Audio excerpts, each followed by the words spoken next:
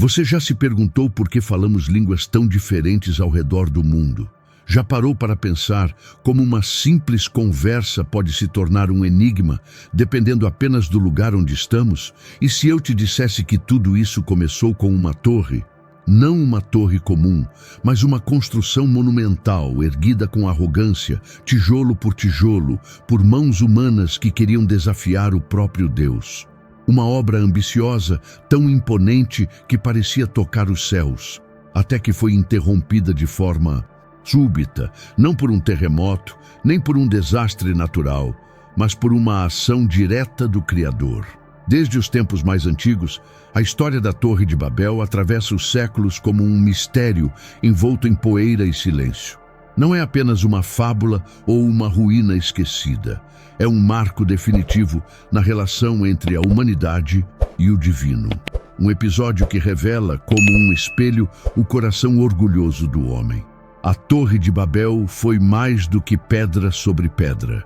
Ela foi uma declaração de independência contra o céu, um símbolo da soberba coletiva, uma tentativa de construir eternidade sem Deus, e que, como toda rebelião sutil, terminou em caos e ruína. Mas afinal, quem construiu essa torre? Onde ela ficava? O que realmente ela significava? E por que Deus precisou intervir de forma tão decisiva? As respostas estão escondidas nas Escrituras e nos ecos da história. E neste vídeo, você vai descobrir que essa antiga torre não ficou para trás, porque ela ainda vive, discretamente, nos planos, nas vaidades e nas ambições da nossa geração. Prepare-se. O que você está prestes a ver não é apenas uma história bíblica, é um retrato da alma humana, pintado com barro, linguagem e julgamento divino. Após o grande dilúvio, quando as águas recuaram e a terra foi renovada, Deus estabeleceu uma ordem clara para os sobreviventes. Sede fecundos, multiplicai-vos e enchei a terra. Gênesis 9:1. Era um chamado à dispersão, à expansão da vida, à obediência que floresce pela confiança. Mas o coração humano, ainda manchado pela velha natureza, escolheu outro caminho. Em vez de se espalhar, o povo decidiu se concentrar. E não para adorar ou servir a Deus, mas para se proteger de Deus. Uniram-se com um único propósito: criar uma civilização que não dependesse do céu. E foi assim que, em plena planície de Sinear, eles fundaram uma cidade, Babel. Uma cidade que, ironicamente, se tornaria símbolo de divisão, mas que nasceu como um grito de unidade, uma unidade em rebelião. Seu arquiteto, Nimrod, um nome que carrega força e tensão, descrito em Gênesis 10:8-10 como um poderoso caçador diante do Senhor. Nimrod não era apenas um líder, era o primeiro construtor de reinos. Um homem ambicioso, determinado a estabelecer domínio e glória próprios, e não a glória de Deus. A cidade de Babel não foi apenas mais um aglomerado urbano, foi um manifesto silencioso contra o plano divino. Seus tijolos, moldados em fornos, gritavam uma mensagem clara: não obedeceremos, não nos espalharemos, não dependeremos do Altíssimo, faremos nosso próprio nome ser grande. E ali, naquele solo seco e plano, começou uma obra que seria lembrada por milênios. Não apenas pela sua construção, mas pela sua queda. A cidade prosperava. Os alicerces se expandiam, os tijolos se empilhavam e a vaidade crescia junto com as muralhas. Mas aquilo não era o bastante. O povo queria mais, muito mais. Eles queriam tocar o céu, literalmente. Queriam transpor o limite entre o humano e o divino, não para se aproximarem de Deus, mas para provar que não precisavam mais dele. Foi então que ergueram a torre, um projeto ousado, colossal, cuja ambição era clara. Edifiquemos para nós uma cidade e uma torre cujo cume toque os céus, para que não sejamos espalhados sobre a face da terra. Gênesis 11:4. A torre não era uma oferenda, era um escudo. um refúgio humano contra um possível novo julgamento, uma tentativa de escapar, não das águas, mas da soberania divina. Cada tijolo assentado declarava: Deus prometeu que não haveria mais dilúvio, mas será que podemos confiar? Essa dúvida silenciosa se infiltrou na argamassa como veneno, revelando o que havia de mais profundo na construção: a desconfiança na palavra do Senhor. Gênesis 9:11. A Torre de Babel não foi apenas uma estrutura física, foi um monumento à autossuficiência humana, um símbolo da ilusão de controle, um altar erguido ao ego, onde o homem adorava a si mesmo.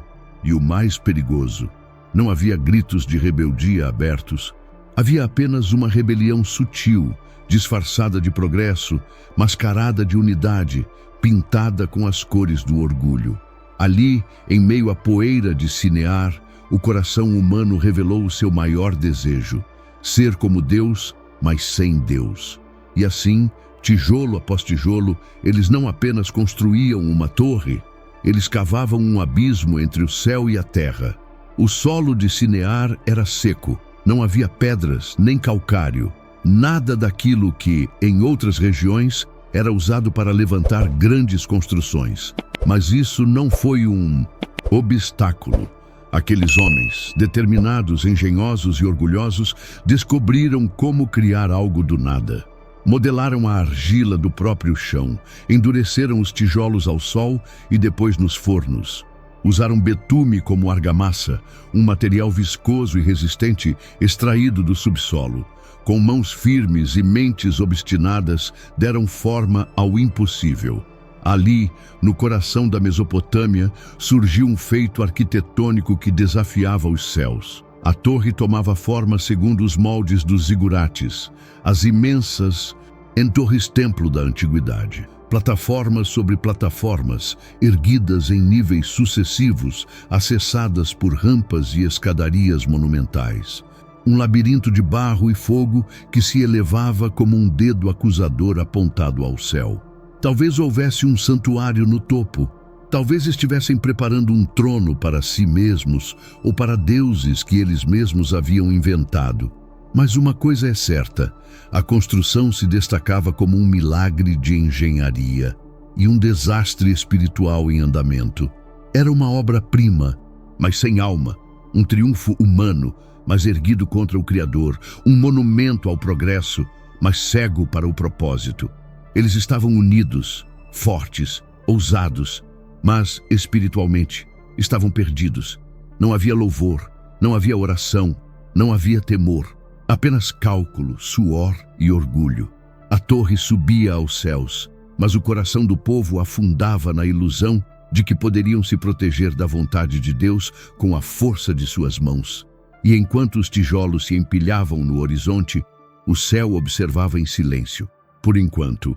E então, como uma pergunta que ecoa há milênios, surge o mistério que ninguém consegue responder com certeza. Afinal, onde ficava a Torre de Babel? Onde exatamente, na vastidão da antiga Mesopotâmia, repousavam seus tijolos e ruínas?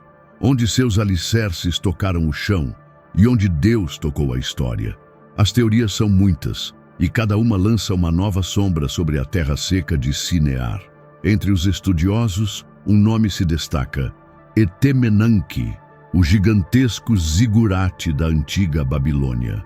Uma pirâmide escalonada que teria alcançado impressionantes 100 metros de altura, com 7 andares imponentes, escaladas em degraus e rampas cerimoniais. Seu nome, em acádio, significa a casa da fundação do céu e da terra. Uma descrição que soa perigosamente próxima da torre que os homens tentaram construir para alcançar o céu. Coincidência ou rastro deixado pela história? Outros sugerem uma localização cerca de 16 quilômetros ao sul, no templo do deus Nabu, uma torre com múltiplos níveis, cuja função religiosa e imponência poderiam facilmente remeter a Babel. Ali, dizem as tradições, a torre era conhecida por seu poder espiritual e por sua queda silenciosa. E há ainda os que apontam para ruínas a oeste de Bagdá, especulando que o tempo e a guerra apagaram qualquer vestígio da verdadeira torre, mas quanto mais se escava, mais o mistério se aprofunda. Os séculos enterraram respostas e o vento levou os nomes e as pedras. As ruínas sumiram, mas a advertência permaneceu. Porque, no fim, todas essas estruturas, com seus blocos queimados e mitos sobre deuses, são apenas sombras diante de um fato eterno. A Torre de Babel não caiu por erosão. Ela foi interrompida pela mão de Deus. A geografia é incerta, a arqueologia limitada, mas a verdade espiritual é clara como o sol do deserto. Deus viu e interveio, e então o céu se moveu. No ponto mais alto da soberba humana, quando a poeira da construção subia e os homens aplaudiam sua própria genialidade, um versículo rompe o silêncio e muda tudo. Então desceu o Senhor para ver a cidade e a torre que os filhos dos homens edificavam. Gênesis 11:5. Essa não é uma simples observação. É um ato carregado de peso, de presença, de julgamento iminente. O Criador do universo, que tudo vê, que tudo sabe, desce. Não porque precisava ver mais de perto, mas porque estava prestes a intervir, pessoalmente, diretamente, decisivamente. A linguagem é poderosa, é antropomórfica, sim. Deus usando termos humanos para que possamos entender algo sobre sua natureza. Mas também é simbólica. Quando Deus desce, algo sempre muda para sempre. Ele havia descido no Éden para confrontar o pecado. Desceria depois no Monte Sinai para entregar a lei.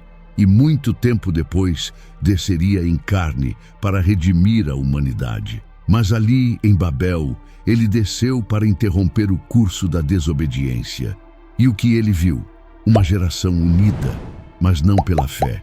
Organizada, mas sem reverência, capaz de grandes feitos, mas completamente alheia ao Criador. Então, no versículo seguinte, Gênesis 11:6, Deus declara: Eis que o povo é um, e todos têm a mesma linguagem. Isto é apenas o começo. Agora, não haverá restrição para tudo o que intentarem fazer. Era o alerta. O que os unia não era amor ou propósito santo, era orgulho, ambição e um plano coletivo para construir uma vida sem Deus. Mas Deus, em sua sabedoria, não destrói a torre com fogo, não envia um novo dilúvio, não envia um exército de anjos. Ele faz algo muito mais sutil e infinitamente mais eficaz. Ele atinge a raiz da construção, a comunicação. Ele separa, não os corpos, mas as vozes. E com um único gesto, torna impossível continuar a obra. A torre permaneceu, mas a unidade se desfez. O orgulho se calou. A multidão virou caos. E onde havia um só povo, surgiram muitos. Com uma simples ação, Deus embaralhou as línguas. O povo, que antes falava um só idioma, de repente já não se entendia. E como poderiam construir uma torre se já não conseguiam nem pedir um tijolo? A obra foi interrompida. O povo se dispersou e nasceu o mundo como conhecemos hoje, com culturas, línguas e identidades diferentes. Um divisor de águas que marcou o início da diversidade humana. E assim, Babel, que significa portão de Deus, passou a significar confusão. Com o passar dos séculos, surgiram tradições. Algumas diziam que a torre foi destruída por fogo do céu, outras que um vento a derrubou e nada sobrou. Nenhuma dessas histórias é confirmada pela Bíblia, mas todas revelam um ponto em comum. A Torre de Babel foi símbolo de queda. E mesmo sem ruínas visíveis, seu legado continua ecoando. Basta observar a sociedade moderna e verá que a tentativa de construir torres sem Deus persiste. Qual era o idioma falado antes da confusão? A Bíblia não diz. Alguns especulam sobre o hebraico primitivo, mas nada é certo. Na verdade, o idioma original foi tão desfeito quanto os alicerces da torre, como se Deus tivesse apagado uma linguagem inteira para reiniciar a humanidade. A história da Torre de Babel é mais do que uma lição sobre arquitetura ou linguagem. É uma advertência espiritual. Toda vez que tentamos construir nossa própria torre, nossa própria segurança, fama, poder, sem Deus, corremos o risco de cair como Babel. Mas a boa notícia é que Deus, mesmo trazendo confusão, sempre age com um propósito redentor. Ele dispersou para proteger, ele barrou para ensinar.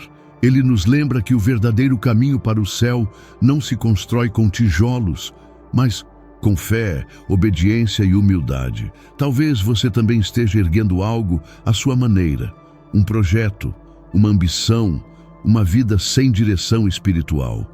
A história da Torre de Babel é um chamado urgente. Pare de construir sem Deus. Busque a direção dele. Ouça sua palavra. E construa não com argila e betume, mas com o que é eterno.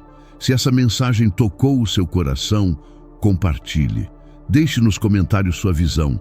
Você já construiu alguma torre sem Deus? Ou comente apenas, sou grato a Deus, para sabermos que você ficou até o fim. Inscreva-se no canal para receber mais reflexões como essa. E se desejar fortalecer ainda mais sua jornada espiritual, considere se tornar membro e apoiar nosso conteúdo. Assista aos 2 vídeos recomendados no final. Eles podem ser os próximos tijolos de uma fé sólida e verdadeira.